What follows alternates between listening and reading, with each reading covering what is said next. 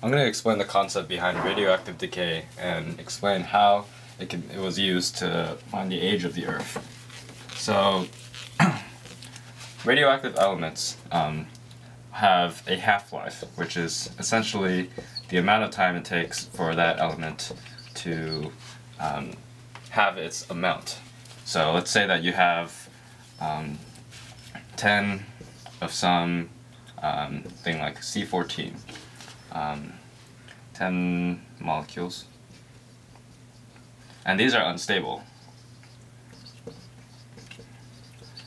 Then over the half-time, which we'll just call T for now, after T seconds,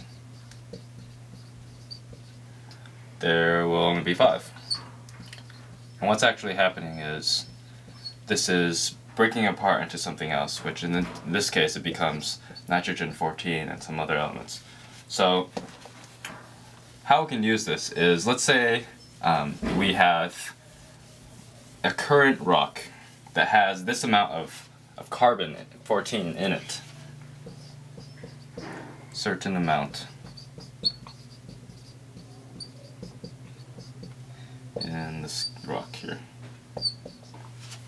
And if we were to know how much was originally in that rock, then we can find out how much has decayed over time, which is the current amount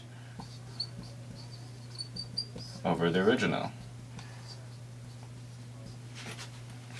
And using this, we can find out how many half-lives it's gone through if we know the half-life of this material. And then we can find out, well, what was the age of the rock, which is essentially when did they have an original amount of C14.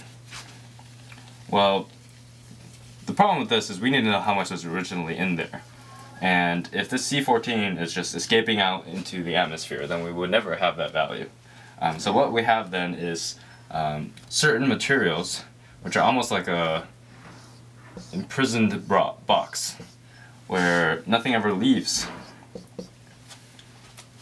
But then, also, when we have the C14, which we'll call the parent, decaying into something else, which we'll call the daughter, actually neither of these ever leave. So these are all trapped inside.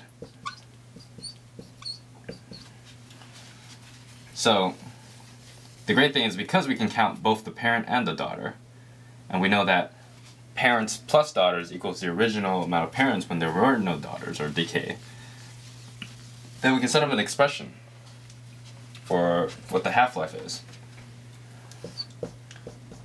And it's essentially 1, this is the total age of whatever rock you're trying to calculate the age of. It's going to be equal 1 over half-life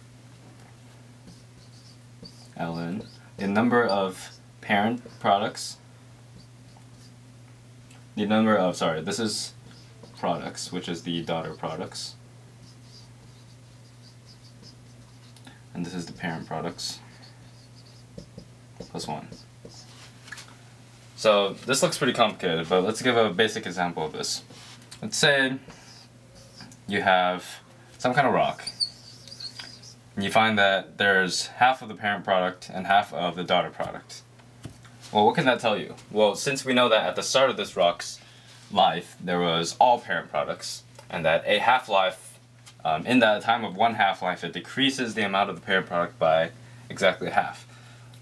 Then if we find half parents and half daughters, then we know that 1 half-life has occurred. So, if this is 1 half-life, then it's somewhere around here. And we can actually map what this would probably look like, where this is the parents, the amount of the parent product, this is the amount of the daughter. So it starts with all, at time equals 0, it starts with all parents and no daughters, and then after 1 half-life it becomes exactly 1/2. So this is at 1 half-life, which is, we know that that's where we were in this example. Now let's say that we look at that same rock, and there's a fourth of the original and 3/4 of the daughter product, then we know that we've gone to the second half-life. And right about here, we have 3/4 of the daughter and 1/4 of the parent. And so if you know this ratio, which is what we get here, and this is basically an algebraically derived formula for exactly what we're doing here, then we can find out the age of the rock. So, what geologists do is they scour the planet, finding rocks at places where they think there are the oldest geologic formations. They do carbon dating, which is with the C14.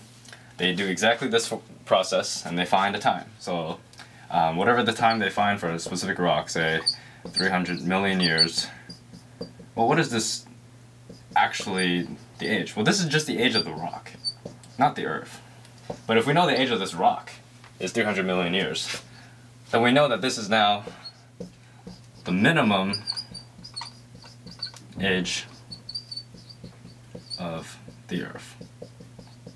Because if this rock is 300 million years old, then it has to be at least the minimum age of the Earth, although this might have been formed after the formation of the Earth.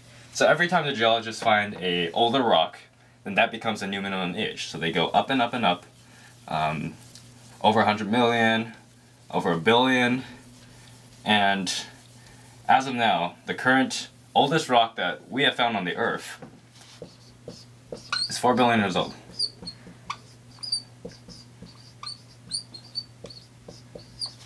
So, based on empirical data, this is the age of the Earth as we know it. However, the problem is, we're just finding rocks on the surface. And those aren't necessarily formed at the start of the Earth. So, geologists believe that if they were able to measure the age of rocks closer to the core, then this number would increase. And what we've actually kind of, ironically, in finding the age of the Earth, we've discovered that actually rocks from the moon are 4.5 billion years old, which is older than any rock we've been able to measure on Earth. And since people think that the moon is actually just part of the Earth that broke off early on, then this means that this is actually our current minimum age of the Earth.